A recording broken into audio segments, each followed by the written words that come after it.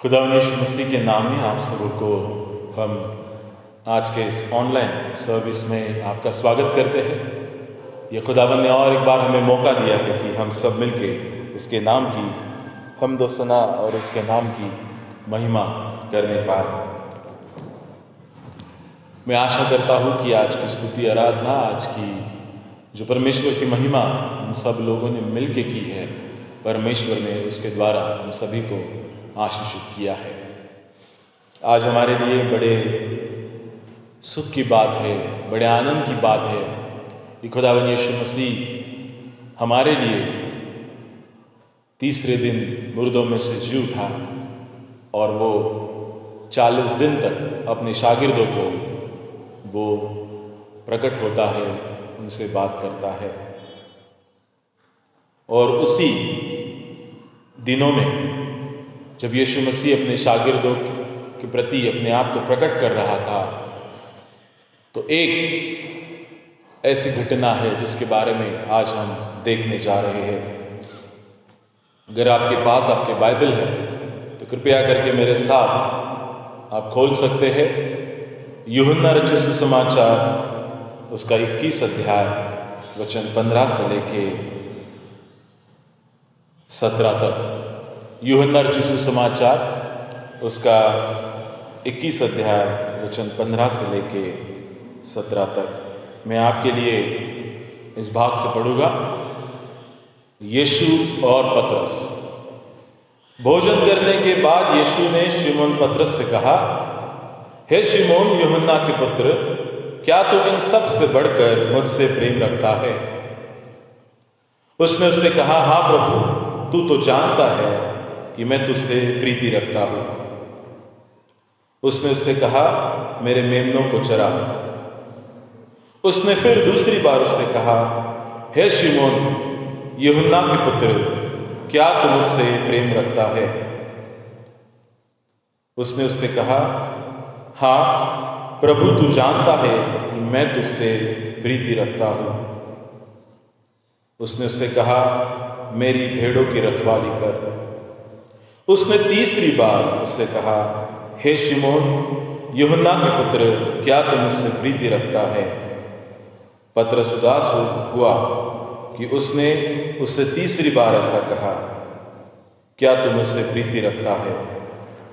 और उससे कहा, हे प्रभु, तू तो सब कुछ जानता है, तू यह जानता है कि मैं तुझसे प्रीति रखता हूं। यीशु ने उससे कहा, मेरी भेड़ों को चरा। परमेश्वर के वचनों को पढ़े और सुने जाने पर आशीष दे। आमीन। आइए हम अपने सर को झुकाएंगे और अपनी आंखें बंद करके दुआ करेंगे।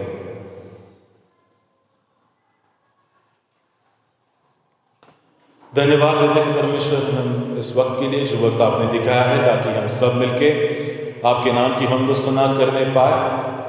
आज का कलाम हमारे हर एक के लिए आशीष का कारण ठहरे। मैं नहीं बल्कि आपकी आत्मा आपके लोगों से उनके ज़रूरत के अनुसार बात करने पाए।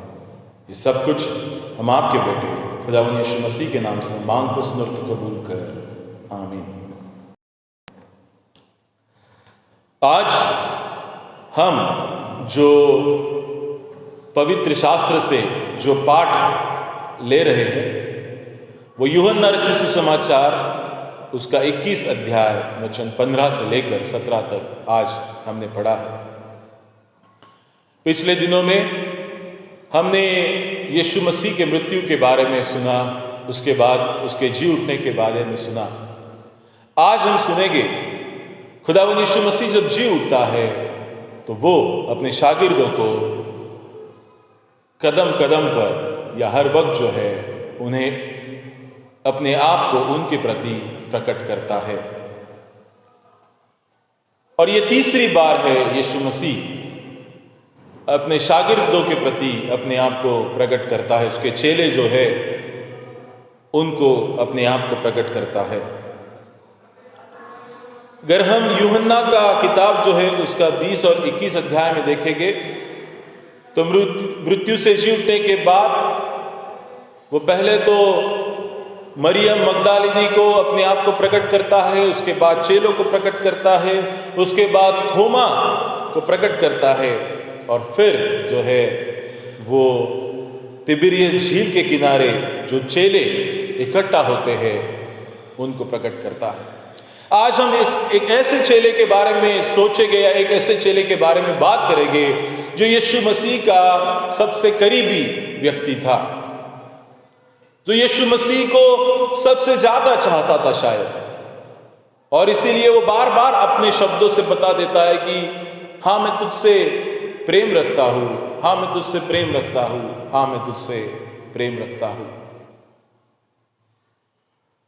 और इसीलिए आज हम देखने जा रहे उस व्यक्ति के बारे में, क्या वो सचमुच यीशु मसीह से प्रेम रखता है, या परमेश्वर यीशु मसीह को ऐसी क्या जरूरत पड़ गई कि उसको पतरस से पूछना पड़ा कि क्या तू मुझसे प्रेम रखता है। अब यीशु मसीह जो है जी उठने के बाद शिष्यों को अपने आप को प्रकट करता है। यीशु मसीह अभी उनके बीच में शारीरिक रूप में नहीं है, तब चेले जो है, पतरस जो है, वो ऐसा सोचता है कि चलो मैं वापस एक बार मछली पकड़ने के लिए जाता हूं, और उसके साथ उसके संगी साथी भी हो लेते हैं, और ये सब लोग जो है तिबिरियास नाम की झील जो है वहां पे जाके मछली पकड़ने का प्रयास करते हैं। अब वो जाते हैं वहां पे मछली पकड़ने का प्रयास करते हैं, पर इसके बावजूद भी उन्हें मछली नहीं मिलती है, और फिर झील के किनारे यीशु मसीह उनको प्रकट होता है और वो उनसे पूछता है, वचन 21 अध्याय 21 में, कि यीशु मसीह उनसे पूछता है कि हे बालकों, क्या तुम्हारे पास कुछ मछलियां हैं? उन्होंने उत्तर दिया, नहीं। उसने उनसे कहा, नाव की दाहिनी ओर जाल डालो तो तुम पाओगे। अतः उन्होंने जाल डाला और सब मछलियों को की बहुतायत के कारण उसे खींच न सके। वापस एक बार यीशु मसीह एक चमत्कार करता है जब वो अपने आप को उनके प्रति प्रकट करता है। वो कहता है कि नाव के दाहिनी ओर जाल डालो, और जब चेले उसी प्रकार करते हैं तो उनको बहुत सारी मछलियां मिलती है, और जब ये चेले गिनते हैं तो लगभग 153 मछलियां उन्हें मिलती है, और उसके बावजूद भी वो जाल फटने नहीं पाता है। मगर ये बात जो है, ये चमत्कार जो है, इससे बड़ा काम जो है यीशु मसीह एक व्यक्ति के जीवन में करता है, और उस व्यक्ति का नाम है पतरस। ये वही पतरस है जब यीशु मसीह उनके बीच में नहीं है तो सबसे पहले यही कहता है कि मैं जाके वापस एक बार अपना पुराना जो व्यवसाय है वो करने जा रहा हूं, मैं मछली पकड़ने जा रहा हूं। पर जैसा यीशु मसीह अपने कलाम में कहता है कि जिसको मैंने चुना है ना मैं उसे छोड़ूंगा ना मैं उसे त्याग दूंगा, और उसी प्रकार यीशु मसीह पतरस के लिए करने जा रहा है। यीशु मसीह अपने आप को झील के किनारे उनको प्रकट करता है और कहता है कि दाहिनी ओर तुम जाल डालो, और जब जाल डालते हैं तो बहुत सारी मछलियों को पाते हैं, और वो समझ जाते हैं कि वही दूसरा कोई नहीं बल्कि खुद यीशु मसीह है जो उनको अपने प्रति प्रकट कर रहा है। वो भली भांति जानते हैं कि ये दूसरा कोई नहीं बल्कि यीशु मसीह है। अब यीशु मसीह उनके साथ बैठता है और भोजन करने लगता है, उनके साथ बैठता है और उनके साथ बातें करने लगता है, और जब बातें करता है तो पतरस से कुछ सवाल पूछता है, और उन्हीं सवालों को आज हम देखने जा रहे हैं। वचन 15, भोजन करने के बाद यीशु ने शिमोन पतरस से कहा, हे शिमोन यूहन्ना के पुत्र, क्या तू इन सब से बढ़कर मुझसे प्रेम रखता है? This is the very first question that was asked to Peter by Jesus Christ. ये ऐसा पहला प्रश्न है जो यीशु मसीह पतरस को पूछता है। क्यों इस प्रकार का प्रश्न यीशु मसीह पतरस से पूछता है? शायद वो पतरस को याद दिलाना चाहता कि हे पतरस, तूने मेरे बारे में क्या कहा था? तू किस प्रकार का कथन मेरे बारे में पहले कह चुका है, पर जैसा तूने कहा था उस प्रकार से तूने व्यवहार नहीं किया है। अगर हमारे पास बाइबल है तो हम मत्ती रचित सुसमाचार इसका 26 अध्याय और 33 वचन को देख सकते हैं। मत्ती रचित सुसमाचार उसका 26 अध्याय और 33 वचन, वहां पर इस तौर से लिखा हुआ है, इस पर पतरस ने उससे कहा, यदि सब तेरे विषय में ठोकर खाए तो खाए, परंतु मैं कभी ठोकर न खाऊंगा। यीशु मसीह अपने मृत्यु की भविष्यवाणी करता है और तब वो पतरस जो है, जब यीशु मसीह के मृत्यु के बारे में सुनता है तो वो कहता है कि शायद सब लोग तेरे विषय में ठोकर खाएंगे पर मैं नहीं खाऊंगा। यीशु मसीह इस प्रश्न के द्वारा उसको जताना चाहता है, बताना चाहता है, जब वो उसे पूछता है कि हे पतरस, क्या तू मुझसे प्रीति रखता है? क्योंकि तूने कहा था कि सब तेरे विषय में ठोकर खाएंगे यीशु मसीह, पर मैं तेरे विषय में कभी भी ठोकर नहीं खाऊंगा। क्या तू वही पतरस है जो कहता है कि मैं तेरे विषय में कभी ठोकर नहीं खाऊंगा? इसीलिए मैं आज तुझसे पूछता हूं, क्या तू मुझसे प्रीति रखता है? फिर वचन 35 में वो कहता है, पतरस ने उससे कहा, यदि मुझे तेरे लिए मरना भी पड़े तो भी मैं तुझसे कभी न मुकरूंगा। और ऐसा ही सभी चेलों ने भी कहा। वो कहता है कि यदि मुझे तेरे लिए मरना भी पड़े तो भी मैं मरने के लिए तैयार हूं। क्या तू वही पतरस है जिससे मैं प्रश्न पूछ रहा हूं कि क्या तू मुझसे प्रीति रखता है? हाँ, तेरे बातों से तो ऐसा लगता है कि तू मुझसे प्रीति रखता है। जो व्यक्ति कहता है कि मैं तेरे लिए मरने के लिए भी तैयार हूं, उससे ऐसा लगता है कि हाँ, वो तू मुझसे प्रीति रखता है। मगर वापस एक बार तू सोच ले, क्या तू सचमुच मुझसे प्रीति रखता है? क्योंकि वचन 34 पे लिखा है, यीशु ने उससे कहा, मैं तुझसे सच सच कहता हूं कि आज ही रात को मुर्ग के बाग देने से पहले तू 3 बार मुझे मुकर जाएगा। पतरस तो जो है बड़े खुशी के साथ तो कह देता है कि सब तेरे विषय में ठोकर खाएंगे पर मैं नहीं खाऊंगा, मैं तेरे लिए मरने के लिए तैयार हूं। पर जब उसकी बारी आ जाती है, जब उसकी परीक्षा की बारी आ जाती है, तो पतरस 3 बार यीशु मसीह को इनकार कर देता है। और वही पतरस को यीशु मसीह आज जी उठने के बाद पूछते हैं कि पतरस, क्या तुम मुझसे सचमुच प्रीति रखता है? शायद यीशु मसीह जब ये प्रश्न पूछता है तो उससे कहता है कि क्या पतरस, तूने मैंने किए हुए चमत्कारों को नहीं देखा है? क्या मैंने लोगों को उद्धार देते हुए तूने नहीं देखा है? क्या मैंने तुम्हें जीवन की बातें लोगों को सुनाते हुए नहीं देखा है? इन सभी के बावजूद भी तू किस प्रकार मुझे इनकार करता है? तूने मुझे इनकार कर दिया है। और इसीलिए मेरा ये प्रश्न पूछना जायज है, मेरा ये प्रश्न पूछना बिल्कुल बराबर है कि क्या तू मुझसे प्रीति रखता है? शायद तू मुझे अगर प्रीति रखता था तो जिस प्रकार तूने कहा था कि मैं तेरे लिए मरने के लिए तैयार हूं, तो तू मुझे इनकार नहीं करता था, पर तूने उस प्रकार की बातें की है। और इसीलिए मैं आज तुझसे प्रश्न पूछता हूं, क्या तू मुझसे प्रीति रखता है? मत्ती रचित सुसमाचार उसका 16 अध्याय और 18 और 19 वचन में लिखा है कि और मैं भी तुझसे कहता हूं कि तू पतरस है, और मैं इस पत्थर पर अपनी कलीसिया बनाऊंगा और अधोलोक के फाटक उस पर प्रबल न होंगे। मैं तुझे स्वर्ग के राज्य की कुंजियां दूंगा, और जो कुछ पृथ्वी पर बांधेगा वह स्वर्ग में बांधेगा, और जो कुछ पृथ्वी पर खोलेगा वह स्वर्ग में खुलेगा। This is the same Peter. ये वही पतरस है जो यीशु मसीह उसके साथ बात कर रहा है। वो कहता है कि तू वो पत्थर है जिसके ऊपर मैं अपनी कलीसिया को बनाऊंगा। मैंने तो कह दिया है पतरस कि मैं तेरे ऊपर अपनी कलीसिया बनाऊंगा, मगर प्रश्न ये है कि क्या तू मुझसे प्रीति रखता है? क्या तू मुझसे प्रेम रखता है? यीशु मसीह ने बहुत बड़े ओहदे पे पतरस को बिठा दिया है। यीशु मसीह कहता है कि तू पत्थर है और तेरे ऊपर मैं अपनी कलीसिया बनाऊंगा। मैं तुझे कुंजियां दे दूंगा। और इस प्रकार की बातें यीशु मसीह पतरस को कहता है। मगर यीशु मसीह जब इन सारी बातों को पतरस को कहता है तो पतरस से जवाब क्या आता है कि मैं इसे जानता नहीं। और एक बार नहीं बल्कि 3 बार वो इस प्रकार की बातें कहता है कि मैं इसको जानता नहीं, मैं इसको जानता नहीं, मैं इसको जानता नहीं।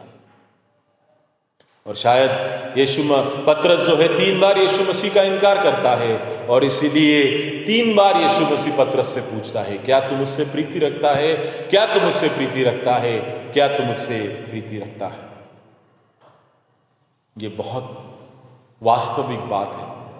अगर हम कहते हैं कि हम किसी फलाने व्यक्ति से प्रीति रखते हैं तो सचमुच हम उसके लिए कुछ भी करने के लिए तैयार होते हैं, और अगर नहीं होते तो हमारा प्यार झूठा है, हमारा ये बोलना झूठा है। और इसीलिए यीशु मसीह भी पतरस से कहता है क्या तू मुझसे प्रीति रखता है? वहां पे लिखा है वचन 15 में, भोजन करने के बाद यीशु ने पतरस से कहा, हे शिमोन यूहन्ना के पुत्र, क्या तू इन सबसे बढ़कर मुझसे प्रीति रखता है?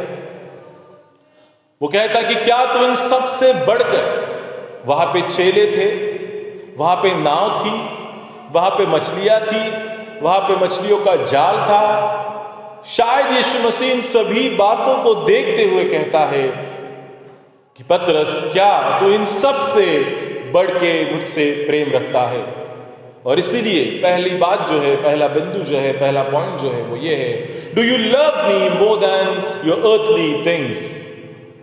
क्या तुम तुम्हारी इस दुनियाई बातों से, दुनियाई चीजों से मुझसे अधिक प्रेम करते हो? ये आज हमारे लिए सवाल है।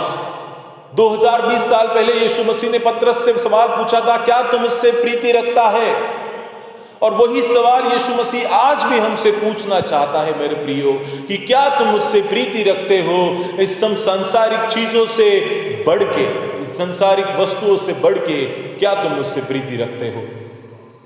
तो हमारा जवाब उसके प्रति क्या है, ये हमें सोचना है। अगर हम कहते हैं कि हाँ हम तो मसीह है, हम तो सालों साल से मसीह है, हमारे पुरखाए मसीह थे, हमारे माँ बाप मसीह थे, हम भी मसीह है, हम तुझसे प्रेम रखते हैं, पर प्रेम का मतलब ये नहीं है कि सिर्फ कोई मानता है इसलिए मैं मानना।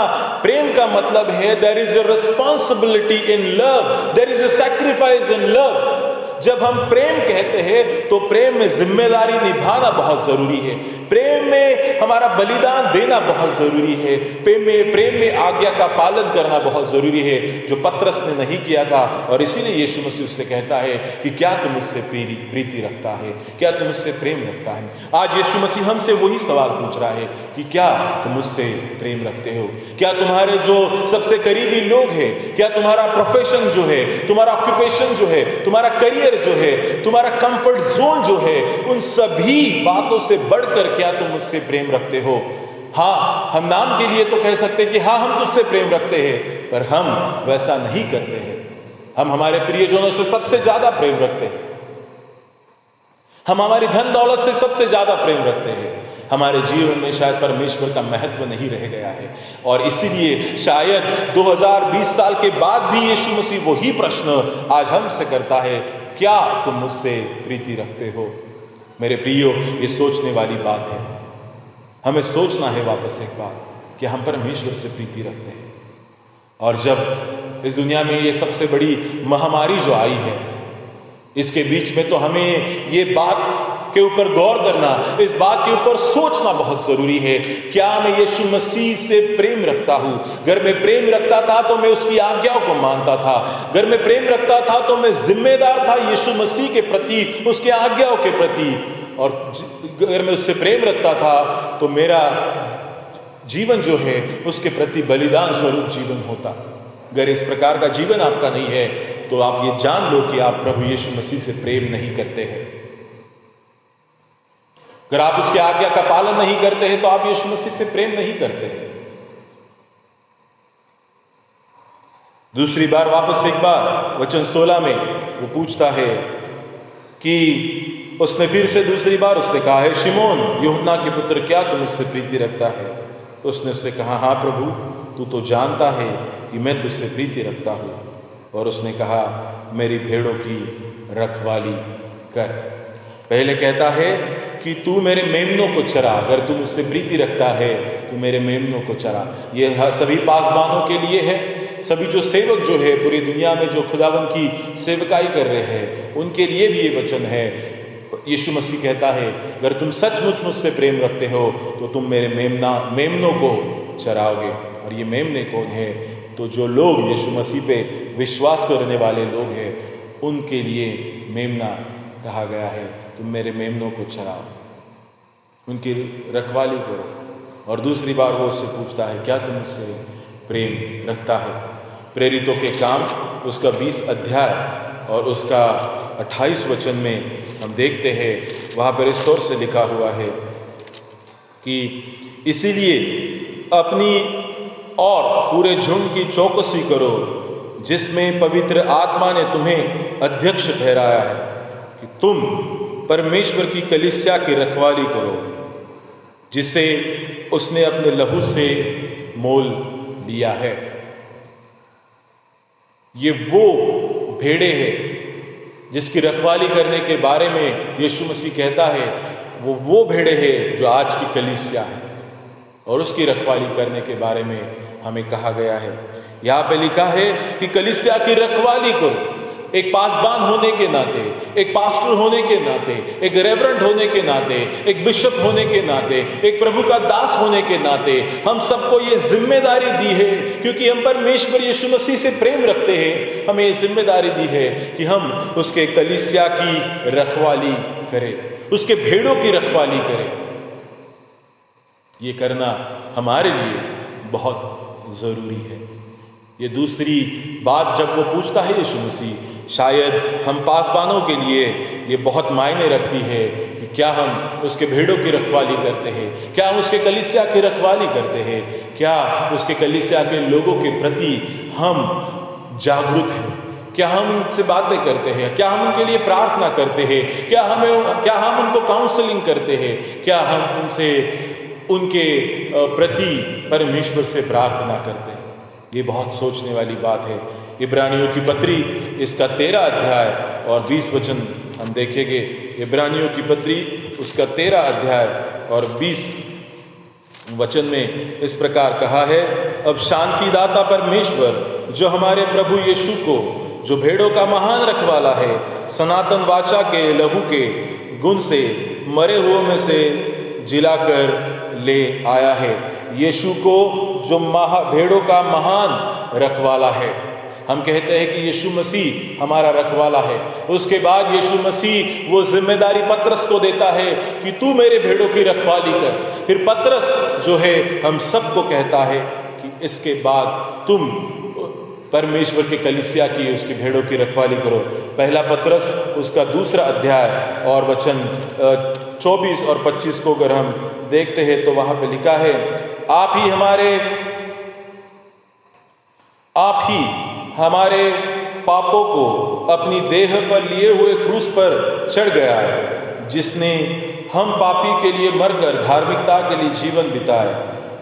उसी के मार खाने से तुम चंगे हुए हो, क्योंकि तुम पहले भटकी हुई भेड़ों के समान थे, पर अब प्राणों के रखवाले और अध्यक्ष के पास लौट आ गए हो।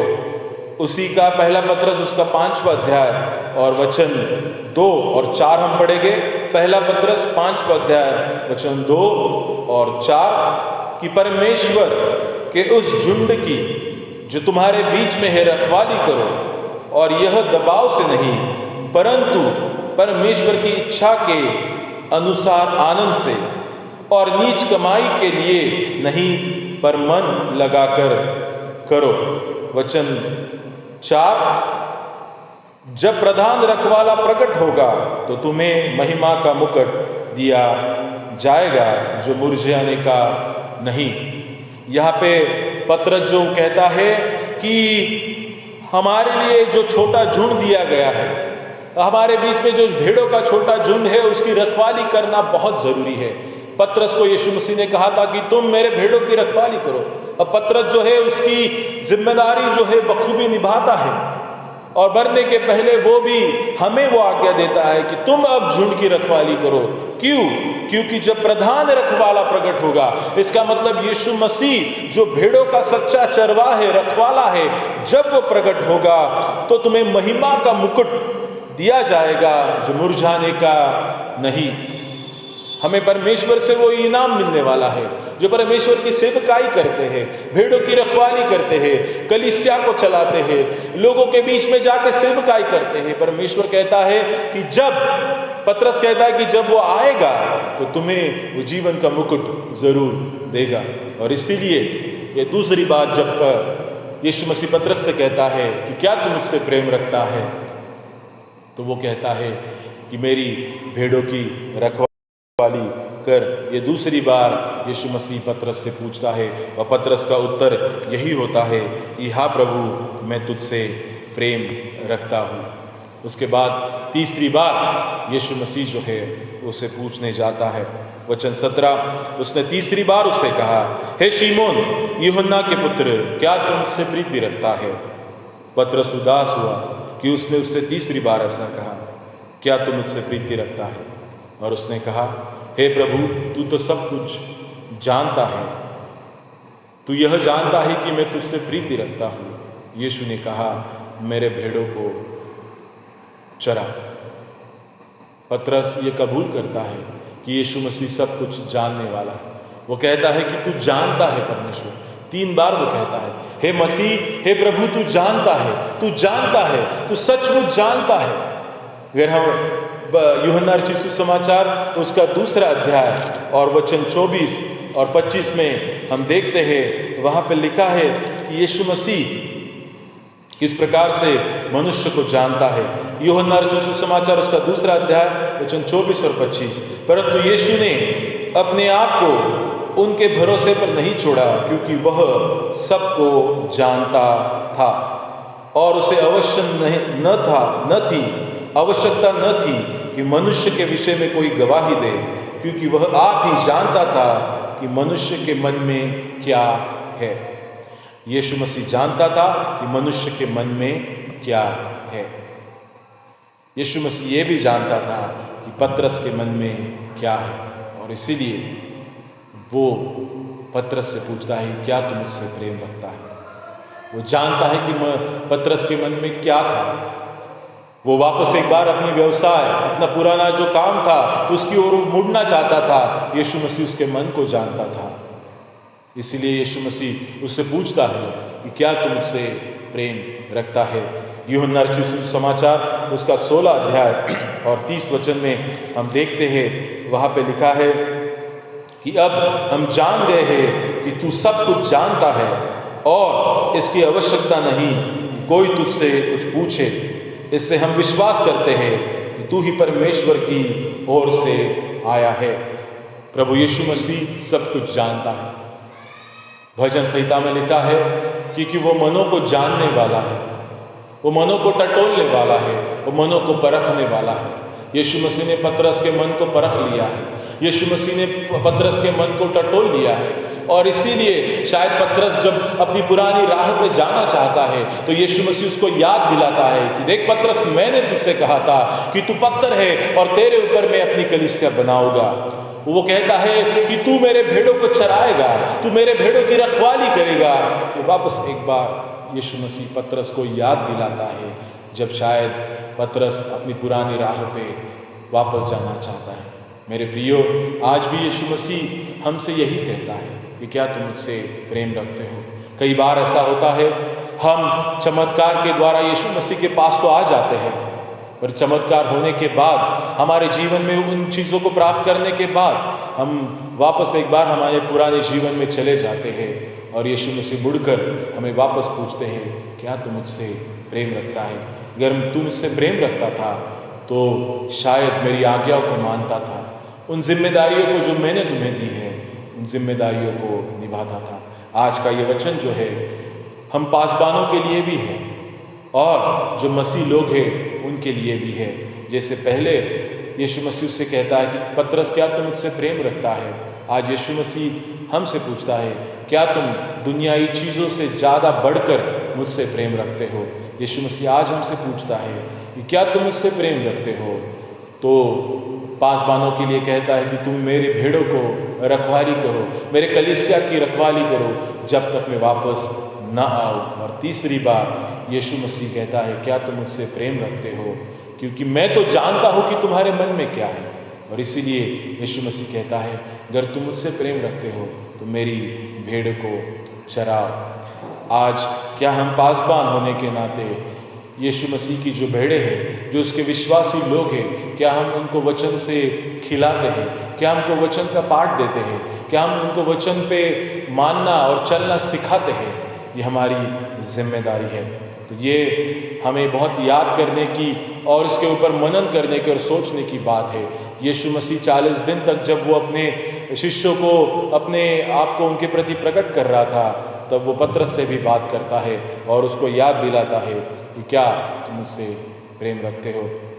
इसीलिए आज मैं आपसे वापस एक बार विनती करना चाहूँगा, जब हम सब लोग जो है क्वारंटाइन हुए हैं, जब हम अपने घरों में हैं, तो ये प्रश्न आपसे आप अपने आप से पूछिए, क्या मैं सचमुच परमेश्वर से प्रेम रखता हूँ।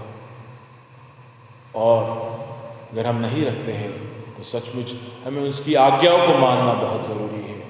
हमें उसने जो जिम्मेदारी हमें दी है उसको निभाना बहुत ज़रूरी है। और जो बलिदान प्रभु यीशु मसीह ने हमारे लिए किया है, उसी प्रकार का बलिदान हमें भी यीशु मसीह के लिए करना बहुत ज़रूरी है। हमें अपने पापों को, बुरे अंगों को मार देना बहुत ज़रूरी है, ताकि हम सदा के लिए यीशु मसीह के साथ जीवित रहे। मैं परमेश्वर को धन्यवाद देता हूँ वापस एक बार इस वक्त के लिए जो वक्त परमेश्वर ने दिया, और थोड़ी देर के लिए हमने परमेश्वर के वचन से सुना है। आइए अपने सर को झुकाएंगे और प्रार्थना करेंगे। धन्यवाद देते हैं परमेश्वर आज के दिन के लिए, आज के इस वक्त के लिए जो वक्त आपने दिखाया है। हम प्रार्थना करते हैं आज का कलाम हमारे लिए 30, 60 और 100 गुना आपने आशीषित किया है परमेश्वर। और जो लोग ऑनलाइन है, जो घरों में बैठ के इस वचन को सुन रहे थे परमेश्वर, उनको बहुतायत से आशीषित कीजिए। उनके बीच में जो कोई बीमार है उसे छूकर चंगाई दीजिए, जो दुख में उसे सांत्वना दीजिए, और जो ज़रूरत में उसकी हर एक ज़रूरत खुदावंद यीशु मसीह के नाम से पूरी कीजिए। इसी प्रार्थना और विनती हम आपसे करते हैं। सचमुच हम जब अपने घरों में हैं तो हम सोचें कि क्या मैं व्यक्तिगत रूप में प्रभु यीशु मसीह से प्रेम रखता हूँ। हमें ये सोचने के लिए और इसका उत्तर ढूंढने के लिए मदद कीजिए। ये सब कुछ हम आपके बेटे खुदावंद यीशु मसीह के नाम से मांगते, सुन और तो कबूल कर। आमीन।